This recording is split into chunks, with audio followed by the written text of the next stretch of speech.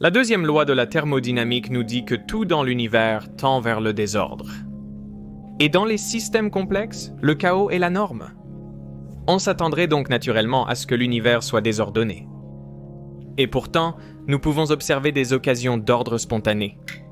La synchronisation des métronomes, les orbites parfaitement coordonnées des lunes, les lueurs synchronisées des lucioles et même les battements réguliers de ton cœur.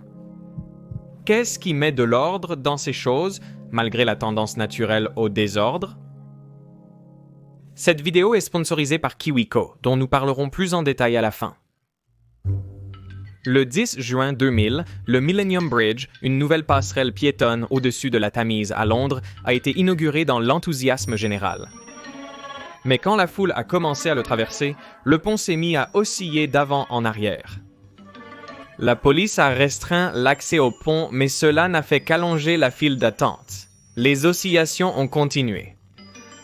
2 jours plus tard, le pont, qui avait coûté 18 millions de livres, a été entièrement fermé. Et il ne rouvrira que 2 ans plus tard. Alors, que s'est-il passé? Il est bien connu que les armées doivent rompre le pas lors de la traversée des ponts. Cela remonte à un accident en 1831, quand 74 soldats du 60e régiment de fusiliers traversaient le pont suspendu de Broughton, dans le nord de l'Angleterre. Ils s'est effondré sous leurs pas synchronisés. 60 hommes sont tombés dans la rivière, dont 20 ont subi des fractures ou des commotions cérébrales. Heureusement, personne n'a été tué. Suite à cela, l'armée britannique a ordonné aux troupes de rompre le pas en traversant les ponts. Regardez maintenant les gens qui traversent le Millennium Bridge.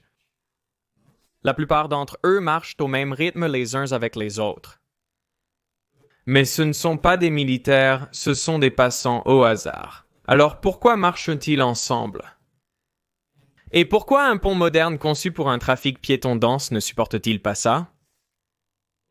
Pour le comprendre, nous devons remonter 350 ans en arrière.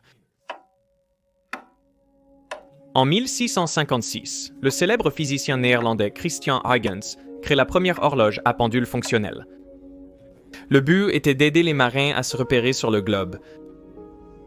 La latitude peut être jugée en mesurant la position du Soleil ou des étoiles, mais pour la longitude, vous devez également connaître l'heure à un endroit fixe, disons votre port d'attache. À l'époque, les horloges étaient décalées d'environ 15 minutes par jour, les rendant pratiquement inutilisables. Les horloges à pendule de Huygens, elles, avaient une précision de 10 à 15 secondes par jour. Le plan de Huygens était de fixer ces horloges à une masse lourde suspendue sur le navire afin qu'elles ne soient pas secouées par les vagues de la mer. Son plan prévoyait 2 horloges au cas où l'une s'arrêterait ou serait endommagée. Mais en testant cette disposition alors qu'il était malade chez lui en février 1665, il fit une découverte remarquable. 2 horloges suspendues à une poutre en bois posée sur des chaises. En regardant les pendules osciller d'avant en arrière pendant des heures, il a remarqué qu'après une demi-heure environ, ils se synchronisaient spontanément. Tandis qu'une horloge oscillait dans un sens, l'autre oscillait dans le sens opposé. Quand l'un faisait tic, l'autre faisait tac. Il a tenté de dérégler les horloges. Il les a déréglées pour les désynchroniser, mais en une trentaine de minutes, elles avaient retrouvé le même rythme. Huygens pensait que cette étrange connexion entre horloges était due à des courants d'air entre les balanciers, alors il plaça une planche entre eux. Mais les horloges ont continué à se synchroniser. Ce n'étaient pas les courants d'air. Quand il séparait les horloges, la synchronie disparaissait, leur temps se décalant. Mais quand il les ramenait ensemble, la synchronie revenait. Huygens a réalisé que les 2 horloges se synchronisaient parce qu'elles étaient suspendues à la même poutre en bois. Elles transmettaient des vibrations mécaniques d'une horloge à l'autre. Les 2 oscillateurs étaient couplés. Huygens fut le premier à observer ce type de synchronisation spontanée entre objets inanimés. Et même s'il en a donné une explication qualitative, ce n'est qu'il y a quelques décennies que les scientifiques ont commencé à formaliser une vraie théorie de la synchronisation. Vous avez peut-être vu cette démonstration où vous placez plusieurs métronomes sur une plateforme légère et instable et les démarrez en décalage.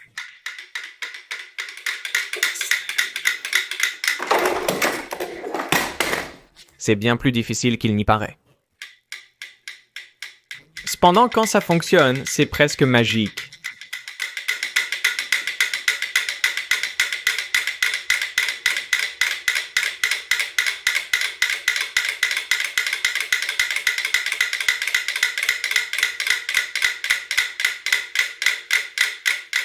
Ces métronomes n'ont pas exactement la même fréquence naturelle, et pourtant ils battent toujours en rythme. Pour comprendre comment cela fonctionne, il est plus facile de considérer d'abord une paire de métronomes oscillant en synchronisation l'un avec l'autre. Quand les masses lourdes accélèrent vers la gauche, elles poussent la plateforme vers la droite et inversement quand elles accélèrent vers la droite. Ainsi, le centre de masse du système reste toujours à peu près au même endroit. Si vous démarrez un troisième métronome décalé par rapport aux deux premiers, le mouvement de la plateforme lui donne un coup à chaque demi-balancement, l'accélérant jusqu'à ce qu'il soit synchronisé avec les autres.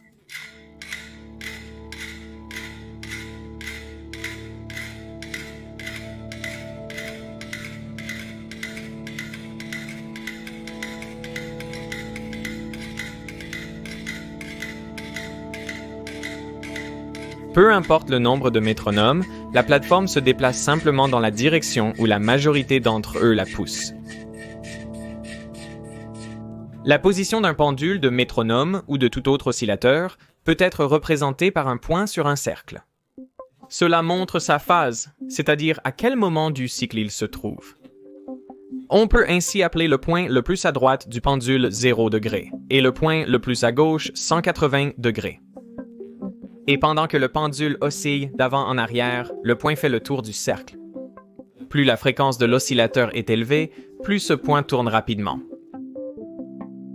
Ceci représente donc deux métronomes ayant des fréquences différentes. Et cela représente deux métronomes avec la même fréquence mais totalement déphasés.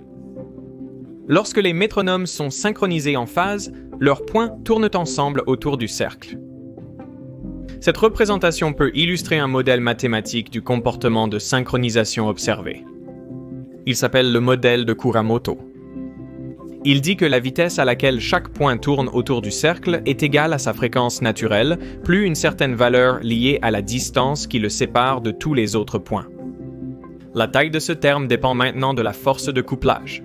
J'aime bien m'en faire une image en pensant à des gens qui courent autour d'une piste. Supposons que vous couriez avec ton ami et peut-être que votre ami était plus rapide que toi. Ton ami te dit « Allez, dépêche-toi parce que tu traînes, tu es lent, tu es à la traîne. » Donc, si tu as assez de volonté et que tu fais assez d'efforts, et si ton ami est assez sympa pour ralentir, alors le couplage entre vous deux est assez fort pour compenser cette différence naturelle de vitesse de course. Mais si vous n'êtes pas de très bons amis, ou si vous ne pouvez pas tout à fait vous ressaisir pour vous déplacer plus vite, alors le lien ne sera pas assez fort pour surmonter cette différence et une personne commencera à dépasser l'autre. Les lucioles d'Asie du Sud-Est sont apparemment de très bons amis car elles synchronisent leur clignotement. Même si chacune a sa propre fréquence naturelle de clignotement, elles interagissent suffisamment fortement entre elles pour que des centaines, voire des milliers, clignotent ensemble au même instant. Il y a une excellente simulation de cela faite par Nikki Case. Vous commencez avec des lucioles individuelles qui font simplement leur truc, puis vous pouvez activer l'interaction entre elles. Dans le modèle de Kuramoto, chaque luciole influence toutes les autres. Mais dans cette simulation, une luciole n'est affectée que par ses voisines. Si elle voit un éclair à proximité, elle avance un peu son horloge interne pour qu'elle clignote plus tôt qu'elle ne l'aurait fait autrement. Ce qui est remarquable à ce sujet, c'est que même si les interactions sont petites et à courte portée, avec le temps, on peut voir des vagues se propager à travers toutes les lucioles et finalement, elles clignotent toutes en même temps. Contrairement à ce que l'on pourrait croire, augmenter le couplage ne mène pas progressivement à un système de plus en plus synchronisé. C'est comme l'eau qui ne gèle pas progressivement quand on abaisse la température. C'est de l'eau, et puis, à une température critique, les molécules changent soudainement d'état et deviennent solides au lieu de rester liquides. Et c'est une version temporelle plutôt qu'une version spatiale du même phénomène. Les oscillateurs verrouillent leur phase dans le temps dès que l'on dépasse un certain seuil critique de couplage. Et à ce moment-là, la sorte de cristallisation dans le temps est le phénomène que nous appelons la synchronisation. Voici un public à Budapest applaudissant après une performance. Mais ce qui se passe ensuite est totalement spontané. Ils ne sont dirigés par personne. Essayez de repérer la transition de phase.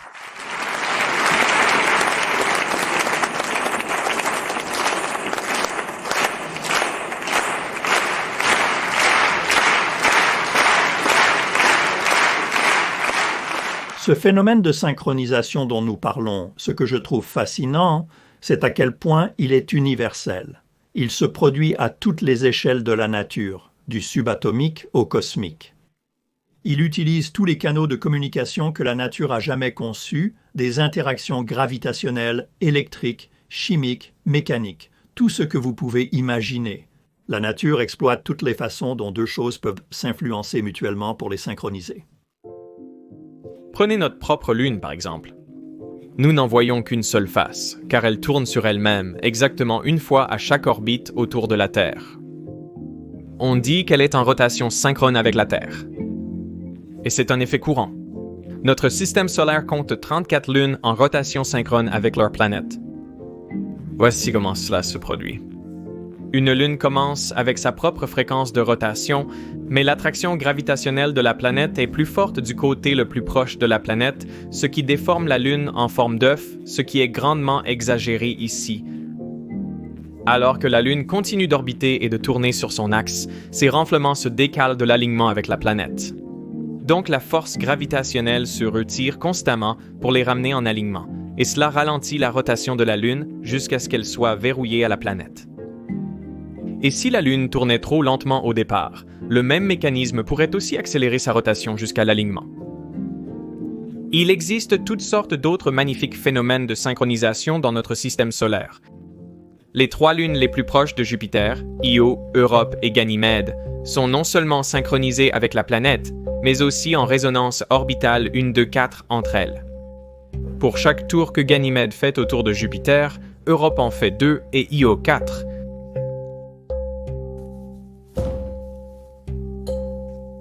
Dans les années 50, des chimistes russes ont cherché une réaction chimique qui puisse osciller un équivalent chimique du pendule. Comme, pourriez-vous faire quelque chose aller et venir, disons, entre le bleu et l'orange, encore, et naïvement vous pourriez dire que c'est impossible, parce qu'il y a des principes de thermodynamique qui disent que les systèmes fermés augmentent simplement leur entropie au fil du temps, qu'ils vont juste arriver à l'équilibre. Mais il n'y a aucun principe en chimie ou en thermodynamique qui dit que vous devez aller de manière monotone à l'équilibre, vous êtes autorisé à osciller et à amortir à l'équilibre de manière oscillatoire. C'est exactement ce que Boris Belousov et puis plus tard Anatole Jabotinsky ont découvert. Cette réaction est connue sous le nom de réaction de Belousov-Jabotinsky ou réaction BZ. Je l'ai accélérée parce que cela peut continuer pendant une demi-heure ou plus en oscillant entre ces deux couleurs. Il consacre maintenant plus de temps à la couleur orange brûlée, j'ai donc accéléré davantage ces parties. C'est très spectaculaire, et c'est assez choquant de voir une réaction chimique effectuer ces changements périodiques de couleur comme des produits chimiques agissant comme une horloge, comme un pendule. Donc la réaction agitée a l'avantage que vous obtenez vraiment un sens de la collectivité de, vous savez, je ne sais pas, des quadrillions de molécules, le nombre d'Avogadro de molécules, toutes faisant la même chose en même temps. D'un autre côté, si vous ne mélangez pas, si vous placez simplement une boîte de pétri avec la réaction BZ, vous pouvez voir quelque chose d'encore plus incroyable, je pense, c'est que vous pouvez voir des ondes spiralées de couleurs ou des motifs cibles, des cercles de couleurs s'étendre à travers le liquide. Je devrais peut-être préciser que le liquide lui-même ne bouge pas, on ne voit pas d'ondulation comme sur un étang. Mais ce qui n'est pas immobile, ce sont les concentrations chimiques. Vous pouvez voir ces ondes bleues dans la réaction BZ, qui sont des ondes chimiques et non des ondes d'eau, et qui se propagent simplement et se déplacent à une vitesse constante et où elles peuvent ressembler à une spirale qui grandit et tourne autour. Et ce qui est vraiment effrayant et étrange à ce sujet, c'est que le même phénomène est observé dans le cœur. Vous pouvez voir des ondes spiralées d'excitation électrique Dans un cœur, ces vagues ressemblent exactement aux ondes spiralées observées dans les oscillations chimiques et dans les ondes chimiques de la réaction BZ, et c'est ce genre de phénomène qui a inspiré mon mentor, un homme nommé Art Winfrey, qui a utilisé les ondes de réaction chimique pour obtenir des aperçus sur les arythmies cardiaques. Vous connaissez probablement les arythmies ventriculaires, en particulier la fibrillation ventriculaire, le type d'arythmie le plus mortel qui peut vous tuer en quelques minutes. Le travail de Winfrey, voyant ces spirales rotatives sur les cœurs ainsi qu'en chimie, l'a conduit à une théorie sur ce qui cause vraiment la fibrillation ventriculaire. Pourrions-nous concevoir, par exemple, de meilleurs défibrillateurs qui sont moins brutaux? Ce pourrait être un bon résultat de cette théorie. Le manque de synchronisation dans un cœur en fibrillation provoque l'arrêt du pompage sanguin, entraînant la mort subite. Donc, trop peu de synchronisation est évidemment un problème, mais trop de synchronisation peut également causer des problèmes. Vous vous rappelez du Millennium Bridge qui tanguait? Tout cela était apparemment dû à quelque chose appelé la synchronie de foule.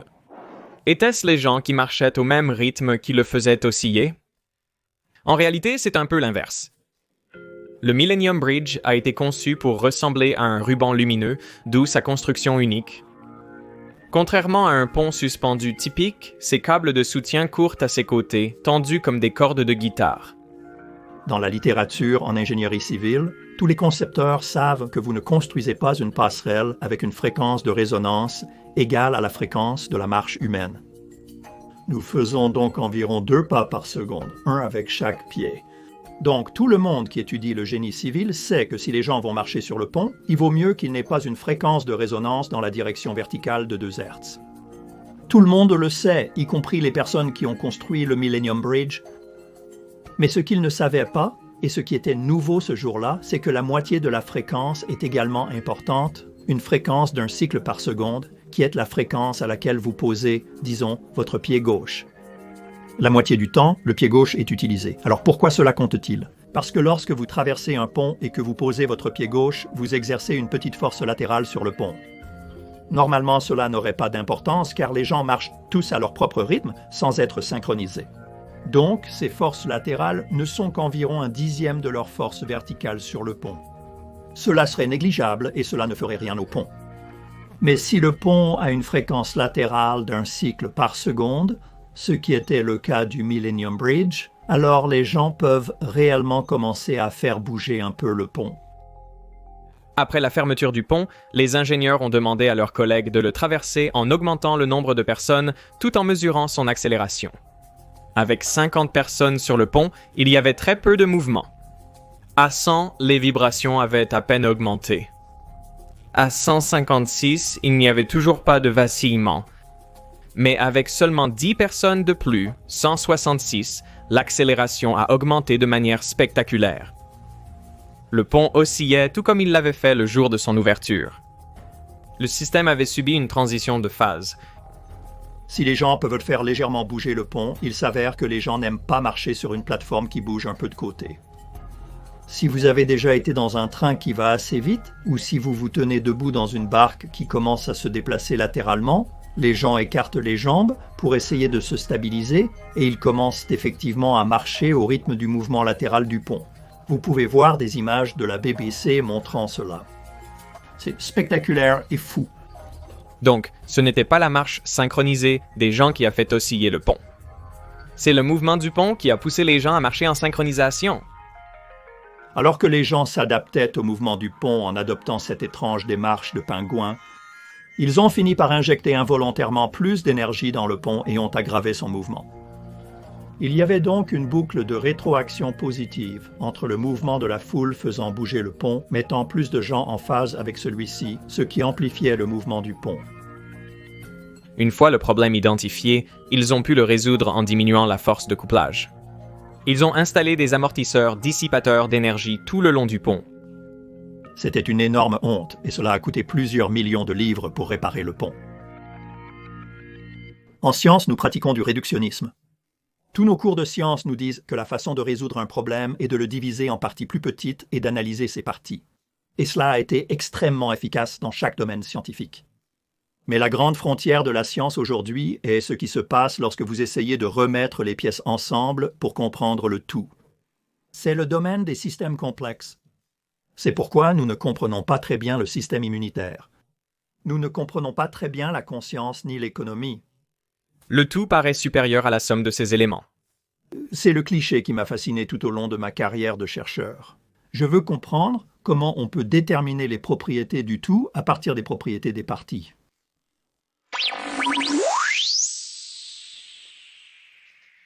Eh bien, cette vidéo est sponsorisée par KiwiCo, qui crée de superbes projets manuels pour les enfants. Et j'utilise en fait leur kit d'abonnement avec mes enfants depuis plus d'1 an maintenant, donc je voulais partager certaines choses que j'apprécie vraiment chez eux. Mes enfants souhaitent d'abord réaliser ces projets avec moi. Quand un kit arrive, ils sont excités de l'ouvrir et de commencer à créer. Vous pouvez le faire car tout ce dont vous avez besoin est dans la boîte. Mes enfants sont encore assez jeunes, mais KiwiCo propose 8 offres d'abonnement différentes, adaptées à différents groupes d'âge, allant jusqu'aux nouveau-nés. Lorsque je filmais cette partie sponsorisée, mon fils de 4 ans, complètement sans y être incité, a proposé de faire une expérience. Je me demande ce qu'on pourrait faire. On n'a qu'à faire comme les Romains. C'est une bonne idée. Nous pourrions essayer de le pousser et de le laisser partir. C'est une bonne idée, essayons. J'étais tellement fier qu'il ait trouvé ça tout seul. Et je veux qu'il continue à penser ainsi, en considérant les « et si » et en posant des questions plus grandes. Un kit KiwiCo est comme un point de départ pour la réflexion dans une boîte. De plus, c'est un moment pour se connecter, s'amuser et être diverti pendant des heures. Pour essayer KiwiCo, rendez-vous sur kiwico.com/Veritasium50 et obtenez 50% de réduction sur votre premier mois de n'importe quel kit. Je mettrai ce lien en description. Je tiens à remercier KiwiCo pour le sponsoring de Veritasium et je vous remercie de votre attention.